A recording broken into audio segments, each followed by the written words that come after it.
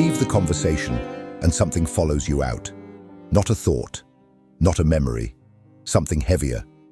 Your friend told you about her marriage falling apart, and now, hours later, you're the one who can't breathe. Your brother called to vent about his job, and by the time you hung up, his frustration had somehow migrated into your chest. You sat with a colleague who was visibly struggling, said nothing wrong, did nothing wrong, and walked away feeling like you were the one who had been hit. You've learned to call this empathy. Everyone around you has confirmed it. You're the sensitive one, the one people call when things get dark, the one who actually feels it. And for most of your life, that felt like something to be proud of. Here's what no one told you. There is a difference between feeling with someone and being consumed by them. And if you've never been taught that difference, if no one ever drew that line for you, you have probably spent years mistaking one for the other. The exhaustion you feel is real, the weight is real, but it is not the inevitable cost of being a caring person. It is the symptom of something specific happening in your psyche, something that has a name, a mechanism, and a way out. Carl Jung spent decades studying what happens at the boundary between one person's inner world and another's. What he found was not poetic, it was clinical. He identified a process by which psychic contents, emotions, anxieties, unresolved pain, transfer from one person's unconscious into another's when the psychological boundary between them is too porous to hold. He called it, in one form, participation mystique, a state of unconscious identity with another, where what they feel stops being theirs and starts being yours, without your awareness, without your consent. This is not a metaphor for sensitivity. It is a description of a psychological process with real consequences for your nervous system, your sense of self, and your capacity to be present for your own life. What Jung understood, and what most people who absorb others' pain never get to hear, is this: you are not feeling more than others, you are filtering less. And that distinction changes everything about what you think you need to fix. The question isn't whether you care. You clearly do. The question is whether the way you've been caring has ever actually been yours to choose, or whether it was handed to you so early and confirmed so often that it never occurred to you to ask. That's where we begin.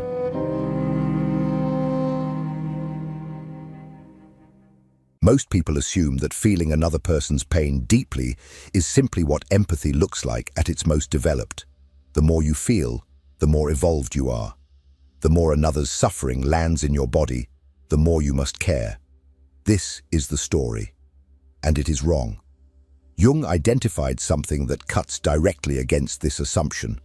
He observed that the dissolution of the boundary between self and other, the state in which another's emotional reality bleeds into yours and becomes indistinguishable from your own, is not the pinnacle of human connection. It is, in fact, one of its most primitive forms. He called it participation mystique, borrowing the term from the anthropologist Lucien Lévy-Bruhl, who used it to describe the psychological state of early humans who had not yet developed a clear sense of where the self ended and the world began. A state of unconscious merger, of identity without differentiation. Jung's argument was not that this state is shameful. In the early stages of psychological development, it is simply where we all begin. The infant cannot distinguish its inner world from the mother's. The young child absorbs the emotional atmosphere of the home the way a sponge absorbs water, not by choice, but by nature. That merger is the original condition of the psyche. The developmental task of a lifetime is to gradually emerge from it, to become a self that can be in genuine contact with another without losing its own outline. What happens to people who never fully complete that task, or who completed it and then had it undone by years of being rewarded for dissolving, is that the primitive mechanism stays active. It runs beneath consciousness, beneath intention, beneath the genuine desire to be present for others. And so when someone near you suffers, your psyche doesn't register it as their suffering that you are witnessing. It registers it as suffering, Full stop. Undifferentiated, unassigned, already inside you before you've had a chance to decide anything about it. This is why you walk away from difficult conversations carrying something you cannot name. It was never processed as external. It came in as internal. In 2 essays on analytical psychology, Jung describes how psychic contents carry what he calls an infectious quality. How the unresolved emotional material of one person can attach itself to the psychic field of another when the boundary between them offers no resistance. You are not imagining the weight. You are not being dramatic. Something real transferred. Your nervous system received it and began treating it as its own signal, its own emergency, its own thing to resolve. The cruelty of this mechanism is that it feels like love. It feels like proof that you care. But presence that requires you to disappear is not connection. It is merger. And merger, however warm it feels in the moment, leaves one person erased. What erased that boundary in the first place, and why it happened to you specifically, is not random. It was learned. And it was learned early enough that it feels like personality. In the next part, we go back to where it started. To the child who had no choice but to become a censor for other people's emotional states, and to what that child carried forward into every relationship that followed. If this content is making sense to you, click the subscribe button and subscribe to the channel. Thank you for your support.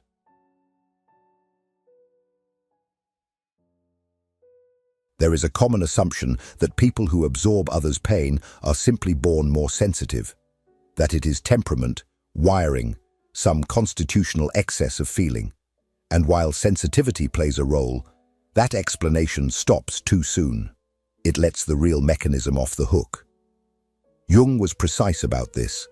Psychological porousness is not a fixed trait. It is a functional adaptation.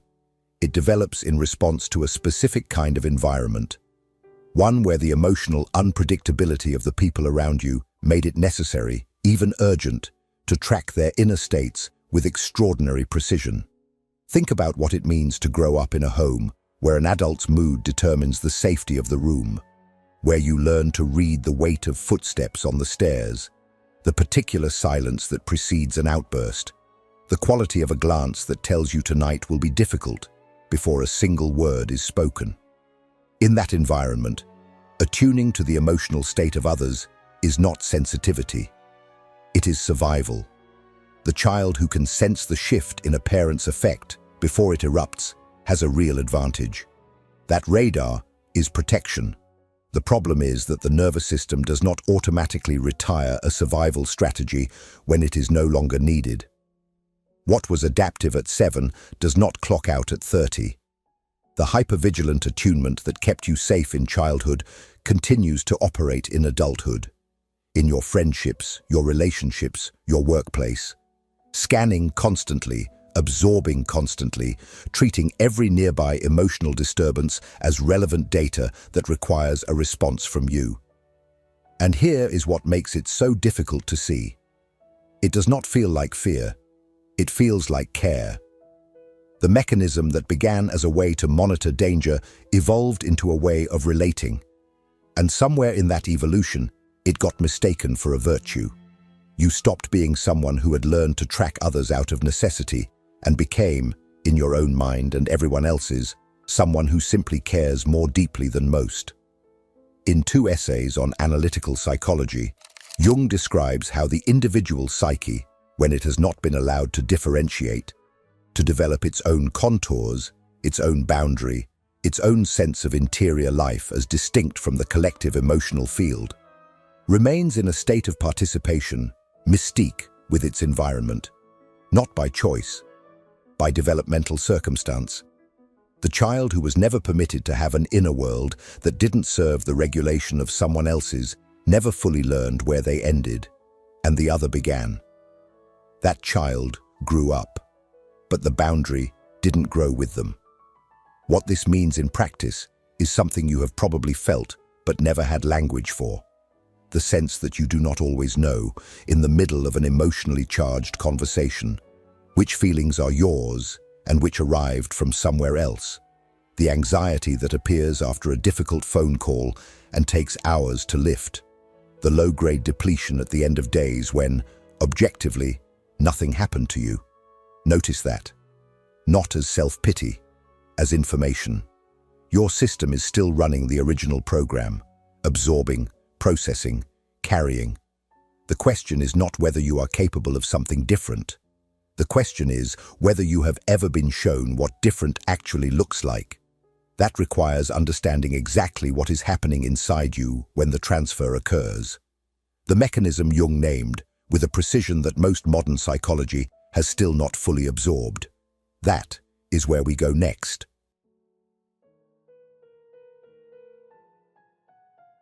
Here is what most people believe is happening when they absorb someone else's pain. They believe they are being compassionate. They are choosing, consciously, to enter another person's suffering out of love. That framing is almost entirely wrong. And the wrongness of it is exactly why the pattern is so hard to break. You cannot choose your way out of a process you are not aware is happening. Jung was clinical about this in a way that still unsettles. He observed that unconscious psychic contents, unresolved grief, suppressed anxiety, unfaced despair, do not stay neatly contained within the person who carries them. They exert pressure outward. And when they encounter a psyche whose boundaries offer insufficient resistance, they transfer. He called this psychic infection, the process by which the emotional and psychological material of one person contaminates the inner world of another, not through words or deliberate communication, but through direct psychic contact. This is not mysticism.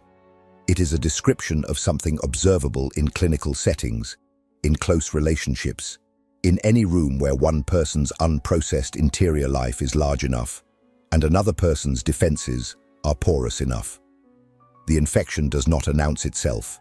It does not ask for permission.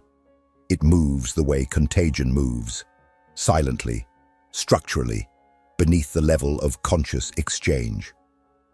In 2 essays on analytical psychology, Jung writes that archetypes and the unconscious contents attached to them carry with them what he calls the danger of psychic infection, that they attach wherever there is what he calls a suitable hook. That hook, in people who grew up learning to attune compulsively to others, is always present. The door is always slightly open. And so the transfer happens with a consistency and efficiency that has nothing to do with how much you want it to stop. What enters through that door lands in your nervous system as your own signal, not as borrowed material, not as something to be returned, as yours. Your body begins to process it. Cortisol rises, the chest tightens, the mind starts scanning for what is wrong. And by the time you become aware of the distress, it has already been fully integrated into your experience of the moment. You are not observing someone else's pain from the outside. You are generating a physiological response to it from the inside. This is why telling yourself to stop taking things personally does not work. This is why reminding yourself that it's not your problem changes nothing. The intervention is happening at the wrong level. The mind is being asked to override something the body has already accepted as real. What makes this particularly insidious is the aftermath. The person whose pain you absorbed has often moved on, vented, released, lightened. You are the one left carrying it.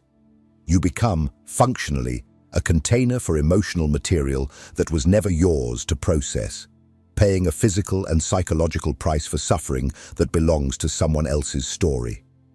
Jung's insight here is not that you should stop caring.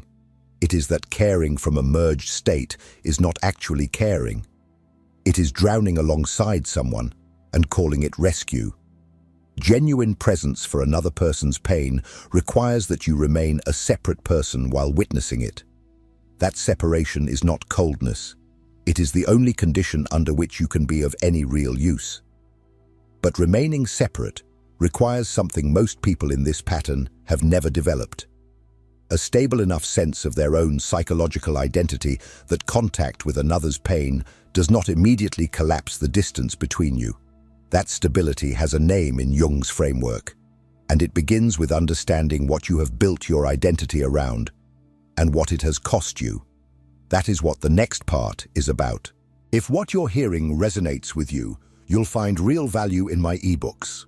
Beyond the Shadow breaks down Jung's core ideas, while Dialogues with the Unconscious gives you a 30-day path to apply them in your life. Both are linked in the pinned comment.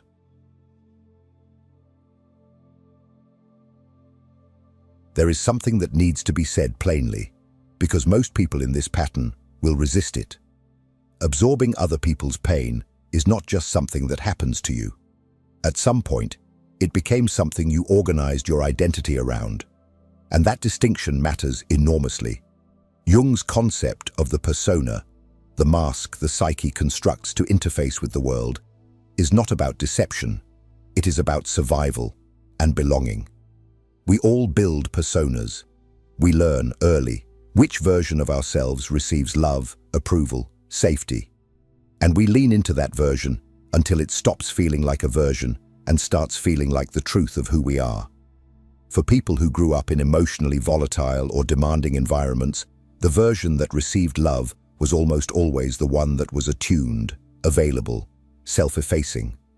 The child who made themselves useful, who absorbed the room's tension and neutralized it, who never added to the weight, only subtracted from it. That child was praised, was called mature, was trusted with things no child should be trusted with, and in being praised for it, they learned something that would follow them for decades. My value lives in my capacity to hold other people's pain. That is the caretaker persona. And once it forms, it does not remain a role. It becomes an identity. The boundary between this is what I do and this is who I am dissolves so completely that the person can no longer imagine themselves outside of it. This is where Jung's framework becomes almost ruthlessly precise. The persona, he argued in 2 essays on analytical psychology, is not individual. It is collective. It is a mask fashioned from what the environment required, not from what the self actually is. He wrote that the persona is a compromise between individual and society as to what a man should appear to be.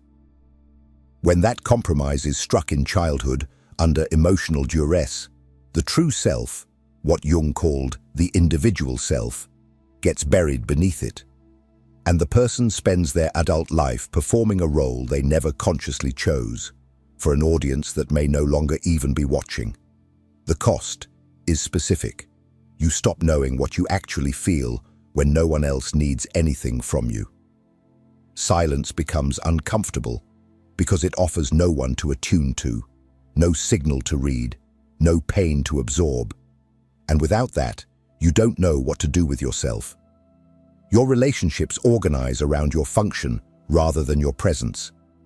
People experience you as steady, dependable, unshakable, because you have made yourself into a container. And containers don't take up space.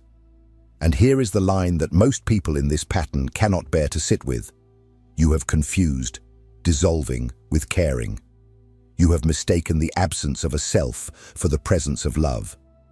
The persona convinces you that letting go of this role would mean becoming someone cold, someone who doesn't show up, someone selfish. That fear is the persona protecting itself. Because the persona, like all structures built for survival, resists its own dismantling, even when dismantling it would set you free. What actually lies beneath it is not indifference. It is the capacity for something far more demanding than absorption. Genuine presence. Being with someone's pain without becoming it. Remaining yourself while witnessing them fully. That requires a distinction so fundamental that Jung placed it at the center of psychological maturity. That distinction is where we go now.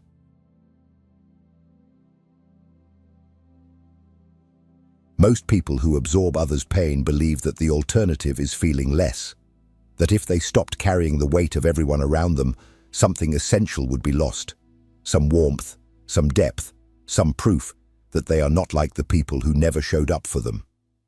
This belief is the final lock on the pattern. and it is based on a confusion so deep it feels like a fact. Empathy and fusion are not the same thing. They are not even close to the same thing. And mistaking one for the other is not a minor error. It is the error that keeps the entire structure in place. Empathy is a capacity. It is the ability to enter the emotional reality of another person, to understand from the inside what they are experiencing, while retaining your own psychological address. You go in, and you come back. The boundary bends, but it holds. You are moved, but you are not swept away. The other person's pain becomes something you can witness with your full presence precisely because you have not become it. Fusion is something else, entirely. It is the collapse of that boundary, the state in which the other's pain stops being something you witness and becomes something you experience as your own. There is no going in and coming back. There is only merger.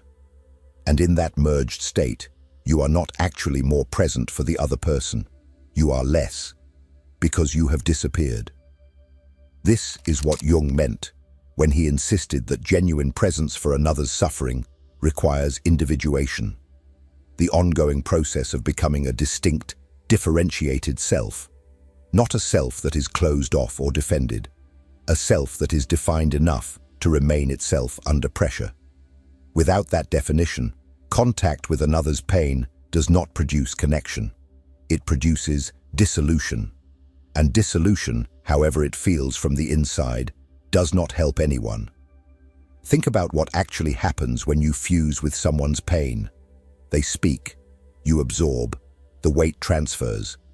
In that moment, you have two people suffering instead of one. You have not halved their pain.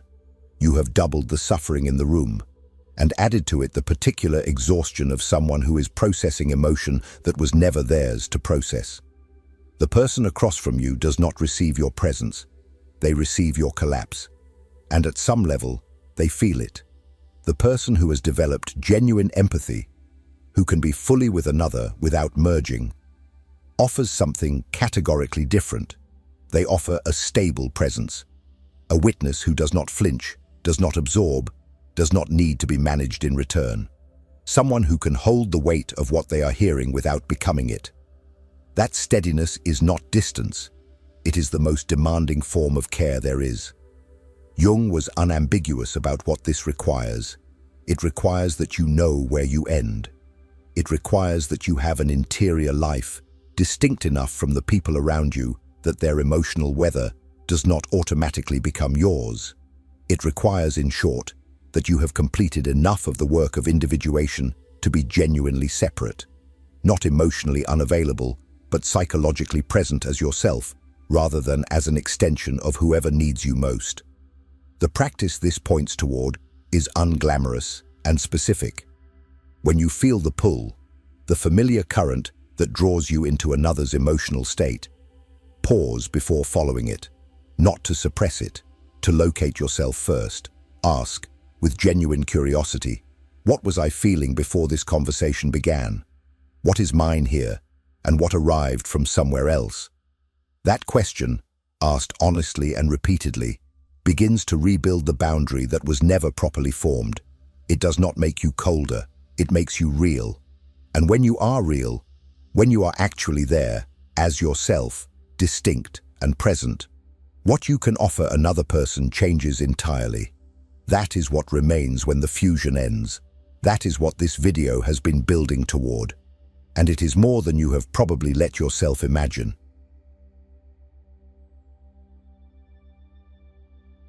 Here is the hardest truth of everything you have just heard, and the one most likely to be quietly set aside. You have not been too empathetic. You have not been too sensitive, too open, too caring. You have been insufficiently yourself, and the cost of that insufficiency has not only been paid by you, it has been paid by every person who needed your genuine presence and received your dissolution instead. That is not an indictment. It is a precise description of what happens when a survival strategy outlives its context. You learn to disappear into others because at some point, disappearing kept you safe, kept you loved, kept the room from catching fire. That was not weakness. It was intelligence operating under impossible conditions. But you are no longer in that room. And the strategy that protected the child is slowly hollowing out the adult. Jung's entire framework of individuation rests on a conviction that is easy to state and extraordinarily difficult to live. You cannot give what you have not become. The person who has never developed a stable interior life, who has organized their existence around the emotional states of others, has nothing to offer from their own ground because they have never fully claimed it. What they offer instead is self-erasure dressed as generosity. And self-erasure, however convincingly it presents itself as love, always runs out. What becomes possible on the other side of this is not indifference. It is not the cold, managed distance of someone who has decided to protect themselves at the expense of others. It is something rarer and more demanding. The capacity to be fully present with another person's pain without being consumed by it. To sit with someone in their darkest moment and remain, throughout, entirely yourself. To witness without merging. To care without disappearing. That is what genuine empathy actually feels like from the inside. And most people who absorb others' pain have never experienced it, because they have always gone straight to fusion before presence had a chance to form. They have never found out what it is like to be moved by someone's suffering and remain standing, to feel the weight of it and not collapse under it, to be a real witness rather than a second casualty. The work this asks of you is not comfortable, and it does not happen in a single moment of understanding. It begins with the unglamorous daily practice of noticing. After this conversation, what do I feel? Before I respond to this person's need, what is actually mine? When I feel the pull to absorb, can I pause long enough to remain myself first? These are not rhetorical questions. They are the actual mechanism by which the boundary, over time, begins to form. Jung believed that the fully individuated person, the person who has done the work of becoming distinctly, irreducibly themselves, is paradoxically more available to others, not less, because they bring something real to the encounter. They bring a self, and a self, however imperfect, is infinitely more useful to someone in pain than a mirror that reflects their suffering back at twice the volume. Stop measuring your capacity for love by how much of yourself you are willing to lose. That equation was never true. It was handed to you by circumstances that needed you pliable, and you have been honoring it ever since at enormous cost. You are allowed to be present without being consumed. You are allowed to care without disappearing. You are allowed to remain yourself, entirely, stubbornly, quietly yourself, while someone else falls apart beside you. That is not a failure of empathy. That is what empathy, real empathy, has always required. If this video resonated with you, the one appearing on your screen right now will too. Click to keep watching.